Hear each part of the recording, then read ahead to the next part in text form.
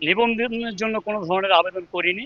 কারণ একটাই, কারণ নির্বাচন কমিশনের যে কিছু নিয়ম নীতি আছে, বিধিবিধান আছে, সেটাকে আমরা সুনির্দিষ্টভাবে কালাকানুন হিসাবে চিহ্নিত করতে চাই। এবং ৯০-এর যে বি ধারা, ৯০-এর খ ধারা, সেই ধারাটা আসলে মানুষ যে আসলে মানুষের প্রতিনিধিত্ব করবে, সুন্দরভাবে মানুষের আগ্রহবোধ সৃষ্টি হবে, সেই জায়গা থেকে আসলে বঞ্চিত হয়ে যাচ্ছে। নির্দিষ্ট বিষয়ভিত্তিক মুনাফা কেন্দ্রিক মানুষজনগুলাই ওই জায়গাতে আসলে যেতে পারছে। আর সেই জায়গার জন্য মানে আমরা একটা অপব্যবস্থাপনাকে মেনে আমরা সুন্দর ব্যবস্থাপনা প্রণয়ন করব, সেটা আসলে কোনোদিনই হয়তো সম্ভব না।